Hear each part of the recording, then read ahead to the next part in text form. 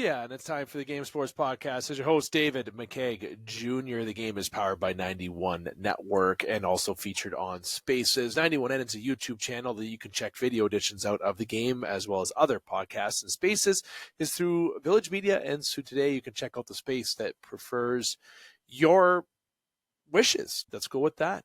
We're on the hockey and the sports space of Spaces through Sault Ste. Marie, but it's also expanded outside of Sault Ste. Marie. So make sure that you check out Spaces today and get into the interaction. Now, tonight we have an action-packed agenda, as we always do, but you got me solo for the first handful to 10 minutes talking hockey of the National Hockey League, a little bit more love towards the Olympics. And yes, you get another prediction of a roster this week, and that is for the U.S. team this week. We'll have Jordan Trudeau joining yours truly in our Chuck a Puck segment, talking Major Junior and the Sault Ste. Marie Greyhounds. Then, of course, Justin Hykel coming on by to talk in the pocket. And just a reminder, the Game Sports Podcast is also featured on all social media, in particular TikTok, Instagram, Facebook, at the Game Sports Podcast. And love the interaction on the recent clip that we had with Team Canada's roster, and very excited to get into the U.S. roster with you. Now,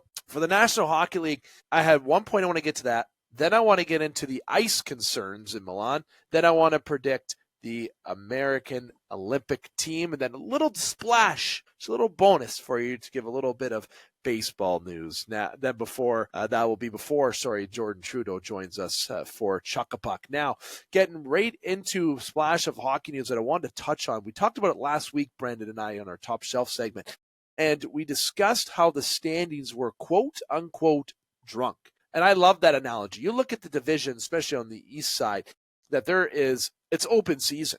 Okay, next week, someone could be at the bottom, another one could be at the top. There is such a small gap between the top teams in the East down to near the bottom, and there's a lot of parity. You can go with drunk.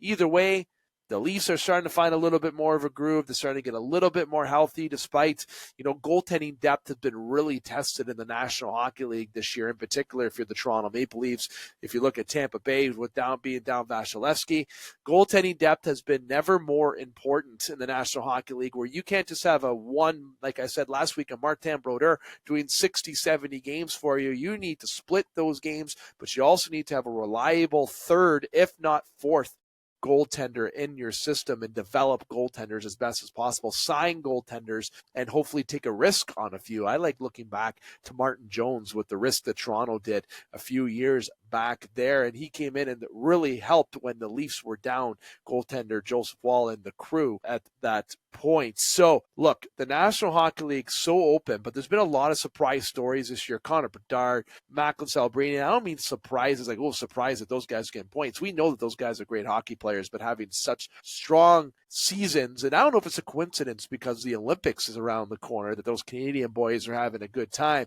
But you know what? I think there's another year. You're a year older. You're wiser. Let's go with that saying. And the National Hockey League has had a lot of exciting moments to point out. And I really point out, as I mentioned, to the goaltending, but a lot of the young players, Bedard, Celebrini.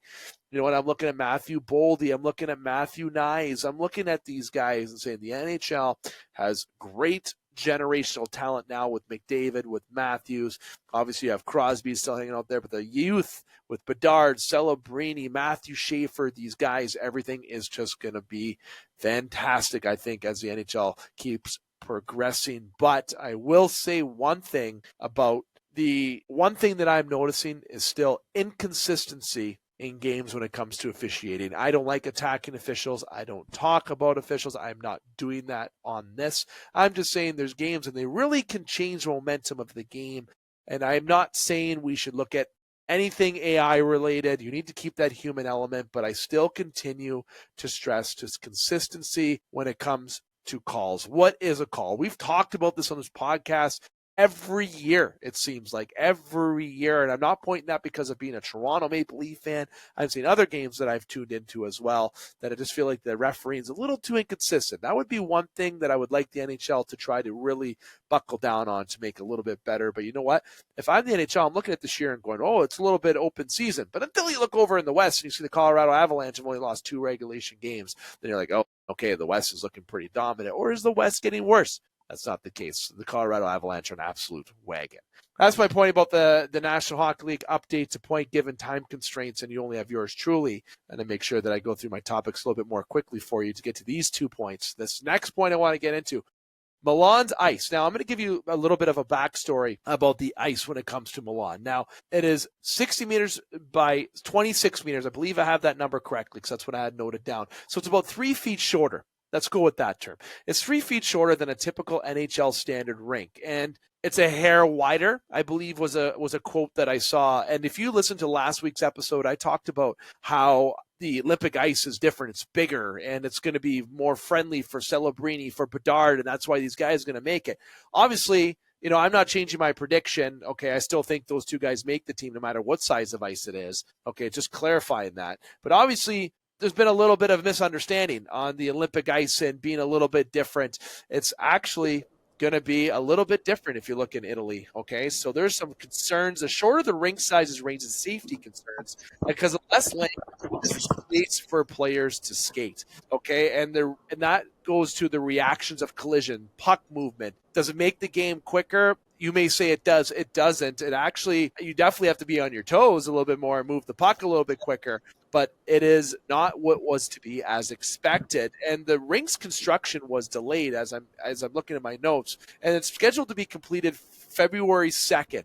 Just before that. That is just days before the Olympics begin. Okay. And because of that, there's, again, consistency issues with the ice hardness. There's just having it completed. That could be a concern for the National Hockey League. Bill Daly came out to say, quote unquote, if players feel the ice is unsafe to play, we're not playing. Let me change that. He said, then we're not going to play. It's not we're not playing. He didn't say that in that term. He said, then we're not going to play. So if I don't know who dropped the ball there in Italy, okay? I don't know what's going on if they're taking their afternoon siestas. And look, I can say that I'm Italian, okay? So I can tell you Italy's got a little bit of a different atmosphere over there, okay? Get this ice figured out. Get everything fixed. Get what's needed addressed, because not only are the Olympics important and hockey being important, seeing the NHL players back in the Olympics is one of the highlights of when that announcement came out a couple years back, okay? So there's no way they don't play. There's no way they don't play. But at the end of the day, who dropped the ball here? Okay. And it is a safety risk. So hopefully they're able to get that done. The rink is sized for international competition, but many in the NHL and outside argue the shorter length might not be safe, okay, because in a league built around the full-size rink. So there's a lot of background to this. You can do research on to the NHL. You can look at any kind of news outlet right now. This is a hot topic. But in Italy, the ice is a problem. It's not because it's not cold enough. It's just not built to where it needs to be. So get going, Italy. Get it fixed up. Let's go. I don't want to hear that the players aren't going because the ice wasn't good enough. That is the worst thing I would ever heard right there. Now, the last thing I'll get to, I promised you my prediction for Team USA's roster. Now, obviously, Brendan or Alex ain't here to talk this through, but it's okay. Brendan sewered me last week and said, Dave, you're going to pick the team by yourself, and I'm going to criticize you. First time that's ever happened here on the game, where you try to make a prediction and someone, your co-host, sewers you. Thanks, Brennan. Just kidding. Loved it. It was a different take. But I'm going to give you who I think is going to be the roster. And you know what? This is probably more of the most mirrored roster that you're probably going to hear. And you know what? I think a lot of media outlets are going to second what I have down here, okay? Because it's a pretty, I think, guessable roster. Let's go with that. Okay, so I'm going to list out the Team USA, what I think the roster is going to be for the 2026 Olympics. You can check out last week's edition. You can check out clips on TikTok that is over 12,000 streams right now on TikTok. So make sure you check that out. Get into the over 100 comments that have been on there. Start chirping me. Say that we need to have a license for podcasting. Whatever you'd like to do. Love that interaction, okay? But I do have one thing. If I could maybe go back, and I won't, you guys had a very good take about Mackenzie Blackwood. That was a very good take to consider as one of the 3 goalies. But I still stand behind the players that I took and the ones that I left out. And yes, I left Nick Suzuki out, okay? Getting to the USA, yeah, Trudeau is on the call, and he's even saying, what am I thinking? Look, okay. Third line. Okay, I might be crazy. Look, he even had to jump in to say it. I love it. Team USA going from forwards down to defense, and then I will go to goaltenders. Not in any order. Last week I selected the lines for Canada. Not doing that for the States. I'm just giving you forward, so no order. Going with Dylan Larkin, Austin Matthews, Clayton Keller, Brady Tkachuk, Jack Eichel, Matthew Tkachuk, Jason Robertson, Tage Thompson, Kyle Connor, Cole Caulfield, Jack Hughes, Jake Gensel, Alex DeBrincat, and of course, Matt Boldy, that stud from Minnesota, is going to round out the forwards. JT Miller does not make that team. Quinn Hughes, Adam Fox, Charlie McAvoy, Zach Werenski, Jake Sanderson, Jakob Slavin, who is just a stud, and Lane Hudson round out the defensive core. And in net, I'm going with Connor Hellebuck, Jake Ottinger, and here's my hot take, Dustin Wolf. The States will give young man Dustin Wolf, no, not Spencer Knight, who's also another young one, not Jeremy Swayman, Dustin Wolf, who's just looking so good in Calgary. That's the guy that you're going to get backing up to these veterans, per se, and Dustin Wolf, who you want to get some exposure to that Olympic experience. Now is the time to do it. So that is the Team USA roster. You can comment below and let me know what you think. The last point I'll bring up, because I promise that's hockey in the NHL, Edwin Diaz does sign with the Los Angeles Dodgers. Boo. Okay? But it's okay. I'm not saying that because I'm a Blue Jays fan. I'm saying boo because the Dodgers buy everybody and get everybody, and they try to ruin baseball. But you know what? I don't care. They ain't going to ruin baseball, because this team that I'm pointing at, if you're on video, is coming back with a vengeance next year. They're going to sign Bo. They're going to sign Kyle Tucker, and I'm not a delusional fan.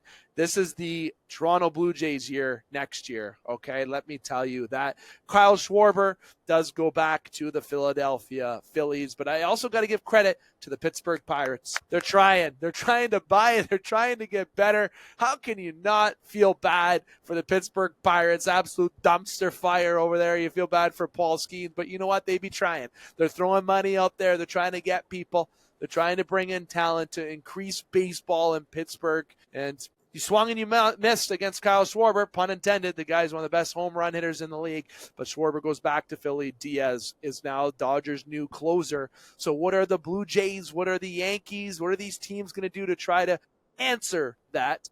Although Dylan Cease did get introduced as a Blue Jay just today as we're recording December the 8th. So one last big thumbs down for baseball. Bo Bichette had a meeting with the Boston Red Sox. If he stays and leaves the Jays and goes to AL East, I'm going to burn all my Bo Bichette stuff.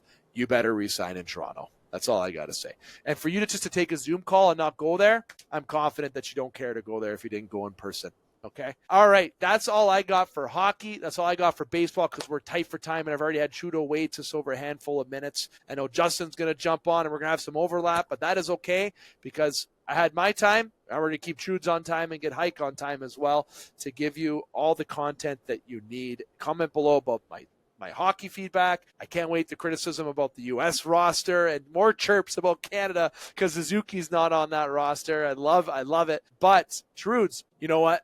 Let's introduce you formally and properly. The one, the only, the stud himself, okay? The best looking guy right now on the screen that you're seeing, and by far just an absolute stud. Okay, he looks like, I don't mean to go into looks, but the reason why I'm getting into that too, your knowledge when it comes to hockey in the world and the Major Junior and to the Sault Ste. Marie Greyhounds.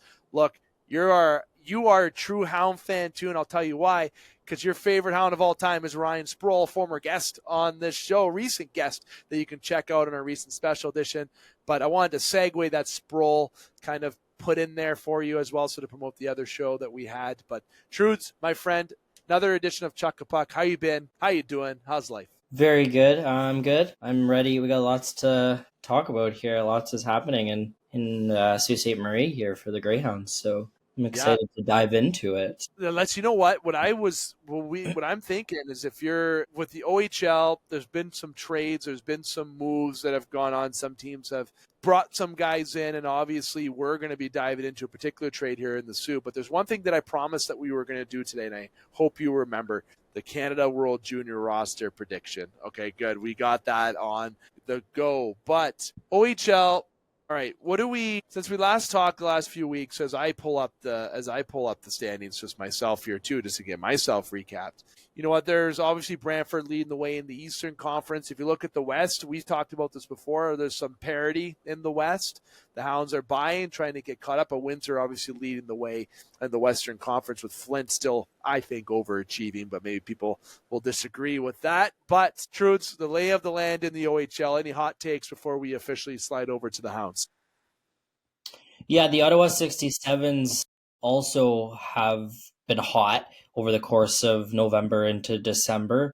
And what's really intriguing about them is they have a really young roster. So, they just beat Brantford. They just knocked them off. So they got a 17-year-old goaltender who is playing really well. They're playing really good hockey right now. Obviously, Sioux product Brock Chironi playing for that team, and they're 21-7. So they're putting together a really strong stretch here before the Christmas break. So giving Brantford some competition there. They're only 3 points back, although Brantford with 2 games in hand, but still some more high-end competition at the top of that Eastern Conference. And yeah, I guess the biggest news in the OHL right now was the Lucas Fisher trade to the Sault Ste. Marie Greyhounds. It got Twitter bumping, and it's being talked about on Facebook quite a bit. So it points after the Colin Fitzgerald trade, which I don't even know if we talked about, barely, really. We did it. So yeah, giving you the floor with both. Yeah.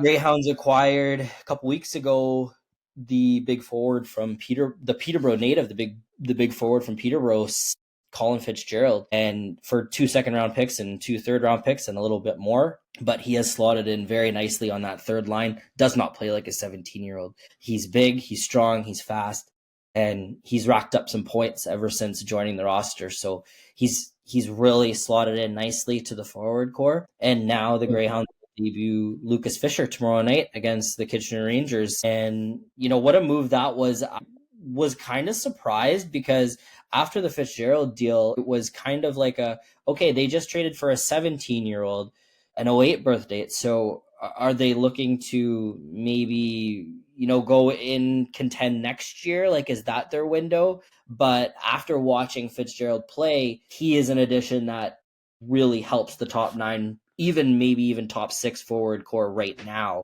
And now bringing in Lucas Fisher, who was the best defenseman available at this point in time, he's 19. He's NHL drafted to St. Louis. Big shot from the point. Sarnia, for being low in the standings, they did have a pretty good power play. So he was a big part of that. So he's going to bring that to the Greyhounds. And that's a big add. That's a sign that the Greyhounds are contending this year. So I don't think they're done adding. And it was a little bit of a pleasant surprise to me and maybe to other Hounds fans. But it's obvious, they're the aggressive move early. They're looking to contend this year. They're looking to take the West. I think it's a good move. And I think if they go out and get a couple more pieces, they actually will be a bit of a scary team to beat in the West. You know what? One thing I saw about Lucas Fisher, and you and I have talked about this on this podcast for a little bit. What is one thing I like about defense? When they're big. He's big, yeah. You know what? He's a big guy. He can shoot. He shoots left. He's not right. If you're big and you're a right-handed defenseman, like you're on Dave McCaig's number 1 list. Yeah, he's left. But he's left-handed shot. But he's got 6'3" is what I have him listed down here for my notes, and that's a big guy especially for a 19-year-old and for the OHL.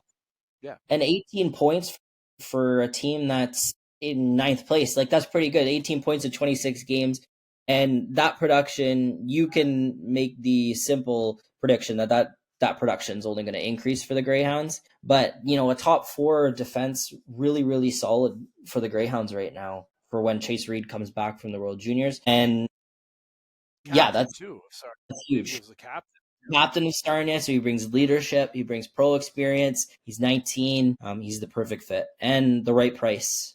Well, Hunter Solomon was going the other way, which I know a lot of Hounds fans are sad to see him go.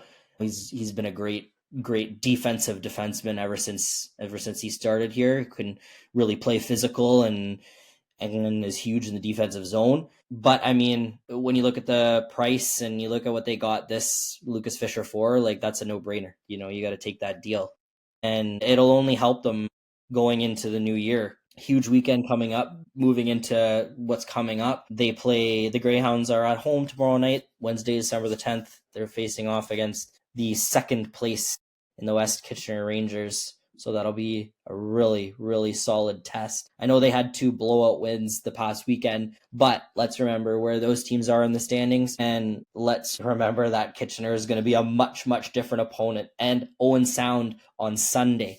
So 2 big tests already for this new and improved start to contending Greyhounds roster. So some opportunity to gain some points here mid-December. You got a roster. We were talking about this a few episodes ago, that the Hounds have to make that decision if they're going to go for it this year or not, right? And I always highlight Brady Martin because I don't think people disagree, but I don't think Brady's back next year. He's not.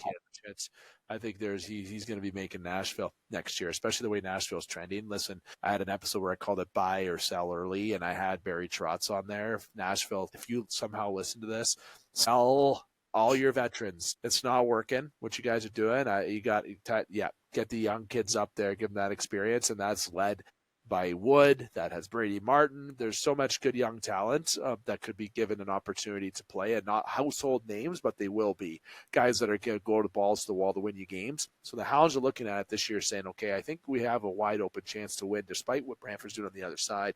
This is a team that we can build around and add. You got a top 10 defenseman in Reed, who's going to be going top 10. And no, not going to gloat here, but called it last year. Okay, you did too, True. It's not just me. This kid has always been known as a stud. We've said that since his first days at camp when he came to the Sioux Greyhounds. This is a team that you should have believed in, and that's been done. It's been done. They believed, and that, like you said, there's no way that they're done adding. No way. No, there's no way. It's a good point you bring up. Like Brady Martin, as of right now, he's in Nashville's plans, or he's at least in the Milwaukee Admirals' plans for next year. So, barring anything like drastic that changes, he's not returning next year. You can't bank on that. You'd love to have him as a 19-year-old, but he's just that's the point in his development. That's where he is right now. And props to the Greyhounds for developing a player like that to get him ready for pro already. And same with Chase Reed. You can't bet on, with the way scouts are talking and with the way people are talking about Chase Reed possibly going top 3 and possibly competing for the number 1 overall spot. You can't bank on him coming back either. And with the new NCAA rule, we might see more 19-year-olds start to take their education package earlier, right? And go to that NCAA quicker, whether or not they're planning on playing pro hockey. So the time is now, and that's what they're doing. It's obvious that it's go time. So no, this is a great group. It's an awesome group. And and a name that I feel like I haven't even talked about or barely talked about is Jordan Schron, the Penguins draft pick. Penguins land's probably going crazy when Dubas picked 2 Sioux players last year, but Jordan Schron, Travis Hayes is a legitimate pick. That was a legitimate pick for Kyle Dubas. But Jordan Schron leading the Greyhounds in goals, he's at the top of the league in goals, so he's having himself a really, really solid year. Quinn McKenzie has just been lights out as an 18-year-old, and those are some pieces that have really supplemented this top core of Marco Magnosa, Travis Hayes, Brady Martin, Chase Reed. Callum Croskery has been outstanding ever since he's come back from injury, and he's slotted into the top 4 really nicely. This is, if they can get good goaltending down the stretch, this is a scary team. It is. The goaltending is still a question. I don't mean that as a bad way. It's been fine. I just think that's something you can consider. But I had someone messaging me today, Truth, and maybe you can add some truth to this or not, because I haven't seen any reports about it, and I like to make sure before I talk about something that's true. But maybe we can. I don't like rumors, but okay, let's go. We're not starting. The report came from a pretty good source, and then I had actually one of our interns heard about this too. So I've heard it from 2 people, but the person I heard from. Okay, first time. Cloutier is a chance of coming back to the Sault Ste. Marie Greyhounds for the second half of the season. That's all was said. Cloutier finds, but he's playing NCAA at Arizona right now. So he is, and for the story of Justin Cloutier, I'm sure if you're a pretty devoted, dedicated Hounds fan, you'll know what happened. He is actually a 19-year-old this year, so he's still able to play in the OHL as an overager. He committed to Arizona State in the summer, and he's been playing hockey there ever since. He only has 4 games played this year, and 0 points. 0 points, yeah. And we don't know the situation. We don't know what's going on. Yeah, is that a possibility? I mean, if I'm Kyle Raftis, yeah, I'm looking into that. I'm looking into that because if the Greyhounds still have his OHL rights, his junior rights, which I believe they should, there's no way they shouldn't, that's a free upgrade. That's a free addition, and he brings the experience. He's 19, and any way you can supplement your roster without having to give up any current assets is obviously worth looking into. And I mean, if whatever is going on, if he's not getting the ice time down there, and they can defer his package till next year, and that's all good. I mean, why not? A reunion would make sense. I've heard rumblings, and I think, I don't know, like who knows what's in the works. But looking at it from an outsider's perspective, it's definitely a move that could make sense for all parties involved. Of course, I'd love to see Klutz back. I'd love to see Kluter back. He would keep that Ironman streak going that he had going. Right? He would 100%. He would help this team. So yeah, I'm sure there will be a reunion. Raftis, maybe we'll have to put Raftis on the spot and ask him. He won't answer that question. There's no chance. He's so tipped. It's great. It's awesome. 100%. Now, Trues, before we wrap up and go to In the Pocket, we have one more thing left to talk about. Okay. And we love predictions on this show. Team, it's a little bit easier, I think, for the World Juniors than it is the Olympics. Okay.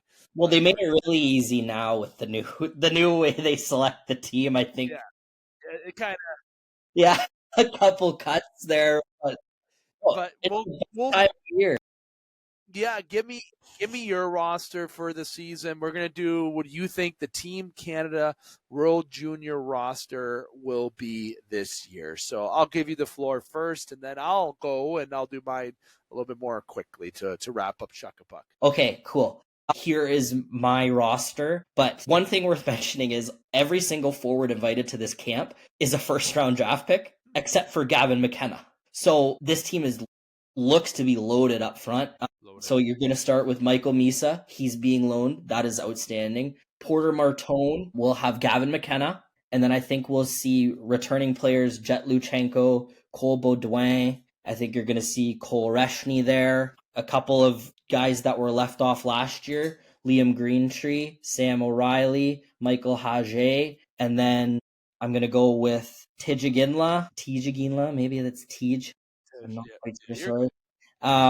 I think Caleb Desnoyers is going to go, and Brady Martin's going to be there as well. The only player not there, I think, that they're going to leave off is Braden Coots, the Vancouver draft pick. And I just think that's because he's 18 and he's going to have another year next year, be able to come back. But like a guy like Sam O'Reilly, Liam Greentree, this is it for them, right? So I think like you're going to take those guys. Sorry, I forgot to mention Jake O'Brien, Carter Bear. Those are going to be the other ones. On defense is tough because they're going to have Aitchison, Brunicki, Cameron Reed, Zane Perek, obviously. Jackson Smith is going to be there. I think you're going to take Ben Danford. And then there's three 18-year-olds there. Like they're younger. And I don't know much about Carson Carells. I know he's really, really skilled, which is why he got an invite. So I'm gonna go with Carells. I think they're gonna take him, and Keaton Verhoff. They're gonna need that university experience there. And then all three goalies, I think, will make the return. I think the starter, though, I think you got to go with Carter George again, right? I think he played outstanding at World Juniors. So having returning goalies, that's huge for Team Canada, and they should be the heavy gold favorite. And of course, the Hunters, they're playing to win, everyone, right? Like, so Dale Hunter and coach Mark Hunter, like, it's the Hunters. They're going all out. They're going for gold. So it should be a good year for Canada. They play to win. So I'm actually going to go very quick because we're pretty identical. Forwards, Gavin McKenna, Michael Misa, Porter Martone, Tijiginla, Jet Luchenko, Michael Hage, Cole Rejeshny, Cole Baudouin, Liam Greentree, Caleb Desnoyers, Brady Martin, Sam O'Reilly, and Jake O'Brien. I got on defense, Kayshawn Aitchison, Zane Perek, Sam Dickinson, Harrison Berenke, Cameron Reed, Ben Danford. I got Ben Danford making that team, and Keaton Verhoff as the number 2 rated player to go in this year's draft. But unfortunately, there will be no Matthew Schaefer, everybody. I know everyone's like, well, the Islanders let him go. Look, they're not letting him go. 1, because the Islanders are in the US of A.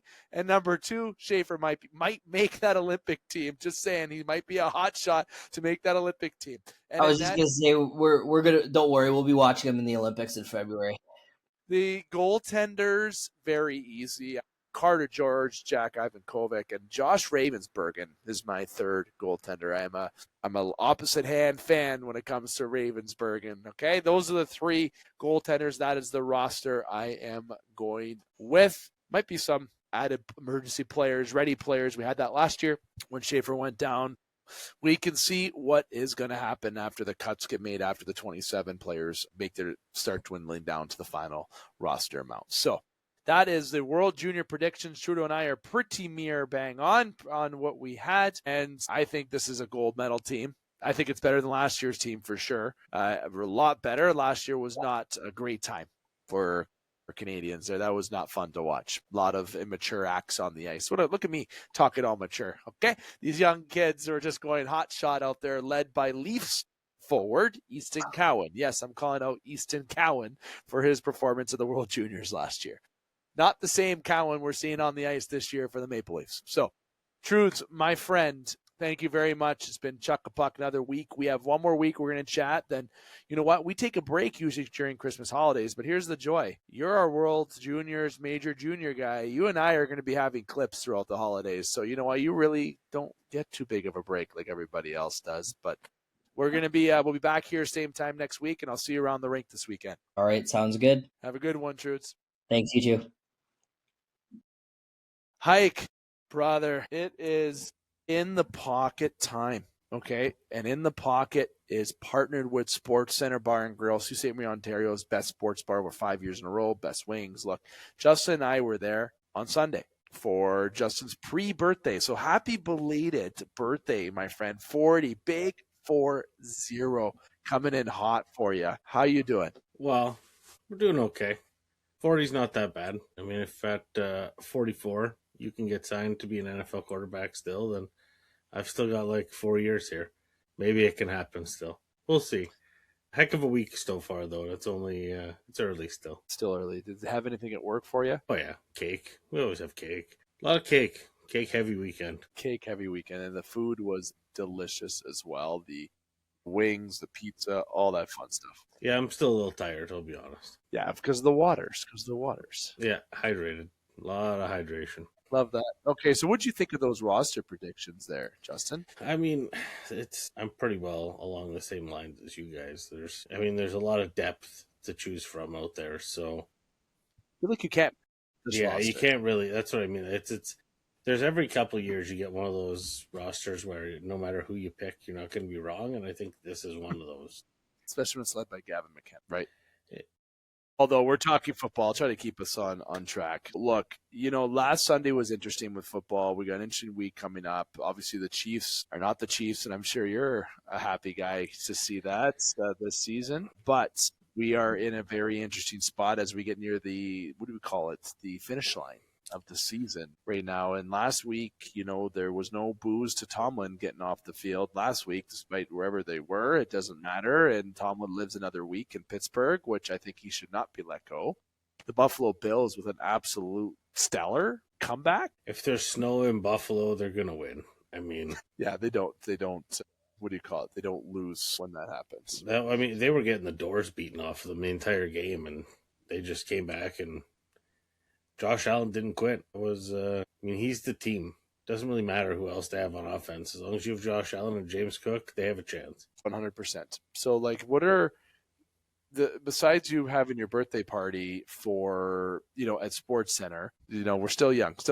Colts had a talk about your Colts, Justin. I want to give you the floor. A little birthday gift to give you the floor to talk about that, to chat about. I can't have nice things. At least multiple nice things. Like the Leafs start going on a winning streak. Daniel Jones, both of his legs, he's Lieutenant Dan out there. What the fuck did I do to deserve this? You know what I mean? Oh yeah, Leafs, all your goalies are down. We're going to go on a hot streak anyways. Get you to buy back in real hard. And then your football team is going to fall apart. Only to get hurt in the second round anyway. So. Yeah, terrible. Whatever. I mean, it's funny how that works out. It always seems like there's one up, one down, but it's a bummer. It's a bummer for Daniel Jones. He was having a hell of a year. And honestly, he's got one broken leg and one leg with a torn Achilles. That's a rough winter. There's going to be a lot of Xbox time going on there. Yeah, a lot of not staying in shape. You know, like he's going to need a little setback. He's going to need some time getting into that shape that he needs to be in. And on the other side of that, my birthday buddy Flip Rivers, we have the same birthday, decided he was gonna get back into action there, and Colts signed him today. So 44-year-old Philip Rivers signing with the Colts. The kicker to all of this, and I mean, I think everyone just looks at it at the face value, sees the news story, they're like, oh my god, what's going on? For the last 2 years, Philip Rivers has been talking to Shane Steichen, the Colts head coach, weekly, and he's been running the same offense at his son's high school. Okay, hot take. So he knows the offense. He coaches the offense. He's well versed in the offense. If he's just there to help teach and guide Riley Leonard, I'm okay with that. If he's there to play, I don't know maybe he's still got it. I mean, Philip Rivers never really was. You weren't watching him to, see what he was doing in the pocket. He's not going to run around. He's got no flash and dash. Nope. Arm on him. He's got a cannon. Yeah. I mean, like that's it. Like it's a face value. What you see is what you get. There's not. So if he can still throw the ball. He has a grandchild as well. He has a grandchild. Yeah. His oldest kid is older than our first round draft pick this year. Gotta love it. Love football. That, you know what? Sometimes this is in his last time he's played, if I remember correctly, retired in 2020 is when Philip Rivers after the Colts lost to the Bills in the playoffs. That was our last playoff appearance. And look, Philip Rivers is going to try to get you guys back in there. And I mean, you guys as Colts fans, as you sit behind the Jacksonville Jaguars for the division lead right now, after having a pretty good stranglehold to start the season, but you know what? Maybe this is the Cinderella story that we needed this year to make the media just chat, because it already is a chat conversation. All eyes are going to be on him when he has his debut. It's a story. I don't know if it's a Cinderella story, but it is a story. That's for sure. Yeah. I thought the most likely thing to happen was that the Bengals were going to cut Joe Flacco, and that the Colts were going to sign Joe Flacco, because Flacco was our backup last year. And to come back, that still might happen. He might who knows? There's still 4 weeks left. Anything could happen. It may be Andrew Luck. Who knows? Well, Andrew Luck, imagine he makes a surprise appearance and comes back. I don't even think the Colts faithful would allow him back. I don't have an issue with it at all. And he's not 44. No. And I think what's going to be a big thing this week is, I've seen the Eagles are human the last few weeks. I've seen, the Patriots and the Bills is definitely the game of the week this week. Sorry, early spoiler for me for that. I know there's a few doozies this week, but I was going to say the 4 o'clock slate is the real diamond mine there. Yeah, it is right there. I know which one you're looking at in particular. Yeah. That Lions Rams one's looking real juicy, right? So and then of course you got yourself, your team that you cheer for is what I mean to say, the Colts against the Seahawks. I'm looking forward to that too. So there are some good games. That afternoon slate's looking great to have some chicken wings and pizza during that time for sure. But to start off your afternoon, a little bit of Bills action. You don't need to watch the Chargers and Chiefs anymore because there's nothing to watch with Kansas City, it seems like, this year. So you know what? Just watch your Bills Patriots. Get your, have that on, enjoy that game, socialize, chat. Then you get into the afternoon, it's just fire. But then, to top off the night, I get to watch my Steelers play against the Dolphins and hopefully get a dub and relax in the night. Hopefully it's a nice relaxing night and a coasted dub. But those are the type of games that are fearful for fans, so that is going to be the beauty. So good day of football on Sunday coming up is going to be exciting. Before, we have, of course, you have games that go on throughout into Christmas. So the Christmas game this year, I believe, are the Cowboys Commanders. I'm trying to remember, and I think the Lions Vikings have a Christmas game this year. And do the Broncos Chiefs at the other game? I think there is a late game as well. I think there's 3 games. I think those are the games. Right now, what I'm looking at is our pick'em standings that we're going to get to shortly, and it didn't really have much movement in there. Last week, going into this week, you got news of that Bills comeback. It was just wild. Philip Rivers is back. The Chiefs, yikes, not looking the best there. The Ravens, people had the Ravens as Super Bowl favorites this year. Well, I don't know what happened. Okay, I thought they were going to be walking through this division this year, but obviously that isn't the case. And the Bengals, devastating loss for them last week, especially if they lose to the Ravens this week. You can say goodbye to their playoff chances, in my honest opinion, especially if the Steelers defeat the Dolphins. And at the end of the day, there's a lot of implications this week that can help lead the last few weeks of the season. We're in week 15, so we're going to be hitting 16, 17, 18. So 3 weeks left after this week. So this is going to start laying out the land when it comes to the postseason. So the Lions, too, there's a team that were, again, Super Bowl favorites this year. My pick, they need to get their act together and get some wins these next couple of weeks to try to, get themselves back in the playoffs, because anything can happen when you get to those playoffs. But because I think, Justin, and this might be a hot take, and you're probably going to be like, Dave, buy them now because they're good. The Patriots beat 11-2. I'm still not sold that they're going to have a deep playoff run. I think it's one of those teams that's going to have an early exit that overachieved, but maybe I'm crazy. All depends on matchup. All depends on matchup. Yeah. So this week we got some implications. We got some good storylines. We got a good layout in the weekend, from one good afternoon to a great juicy mid-afternoon, then a nice relaxing night. Got a decent layout this week. And it's going to be interesting. So I think it's a good time, Justin, if you agree, to transition to the pick'em this week for us. Yeah, I'd say it's a safe bet here. We can get into the pick'em. Let's standings. There we go. I had to wait for them to load up. So only a 1 point difference here between Dave and I for the pool lead. Hike's pick still in first though. 132 wins. The David decision in second with 131. And then EJ coming in third, and Tyler in fourth. So not much shifting there on the bottom. But Dave and I neck and neck at one game difference there. So getting into this week's picks, hopefully I've got a few games here. They're going to help build that lead back up. Taking Tampa over Atlanta on the Thursday nighter, which I think actually might be a sneaky good game. Atlanta's been in most games, haven't won them, but they've been in most games, and their defense is frustrating for opposing offenses. So see what Baker can do there. I'm taking Chicago over Cleveland, Cincinnati over Baltimore, Chargers over the Chiefs, Buffalo over New England, Giants over Washington, Philly over Vegas. Philly over Vegas was a tough one, believe it or not. Jacksonville over the Jets, Houston over Arizona, Green Bay over Denver, Rams over the Lions, Carolina over the Saints, San Fran over Tennessee. This one pains me, but I think Seattle is going to blow the doors off the Colts. Dallas over Minnesota, and Miami over Pittsburgh, just out of spite. Tiebreakers, I got Miami 24, Pittsburgh 21, and Dallas 34, Minnesota 17. Most points this week, I'm taking the Jags. And fewest points this week, the Jets. Oh, okay. Our tiebreakers are freakishly close, which is great. The tiebreakers. Quick copy in my notes. Buccaneers, Falcons. Forgot the Buccaneers to start. Bears over the Browns. Bengals over the Ravens. A very good game. Chiefs over the Chargers. Bills over the Patriots. Giants over the Commanders. Eagles over the Raiders. Jags are going to destroy the Jets. The Texans over the Cardinals. The Broncos over the Packers. It was tough for me to choose that game. I almost wanted to make a change while talking, but I'm not going to do it. I'll go with my first pick. Lions over the Rams. Panthers over the Saints. Niners over the Titans in an absolute destroy fest as well. The Colts over the Seahawks. I'm taking the Colts. I'm believing in a little bit of the joy this week and spreading some Christmas cheer to the Colts fans. Surprise win for them this week. Cowboys over the Vikings. And, of course, Steelers over the Dolphins. 20, and then for the tiebreakers, Steelers 27, Dolphins 21.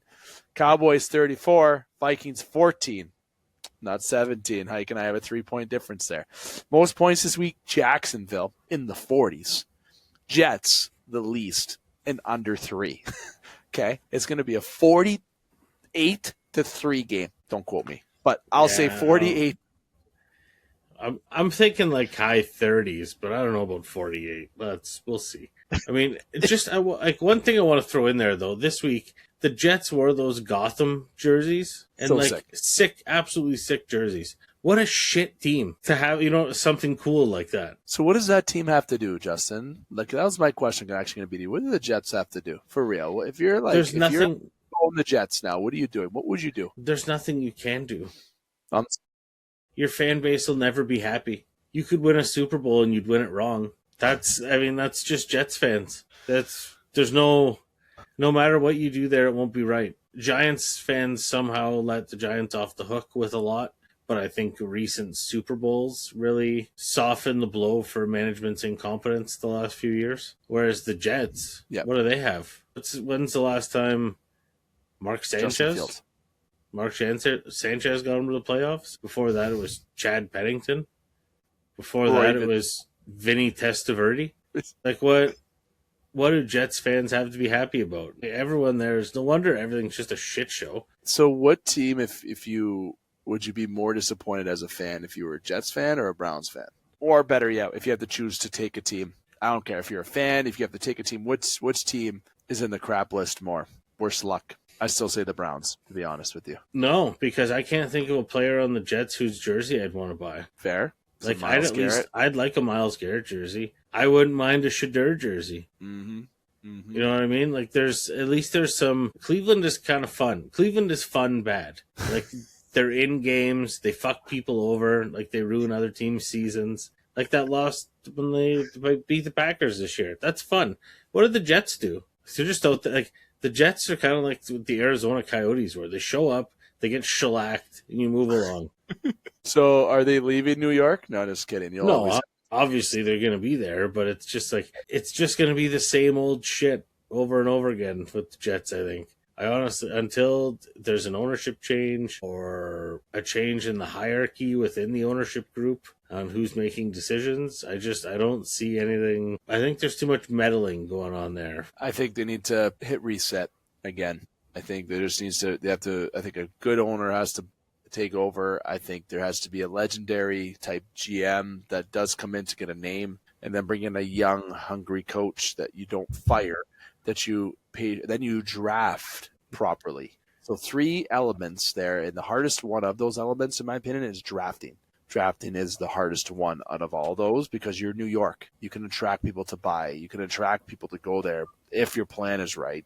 But to draft the right person is the problem that you need to do. Like 2 or 3 years ago, they had 3 first-round picks. They traded them all this year at the trade deadline. Quinnen Williams went to the Cowboys. Sauce went to the Colts. And there's one more.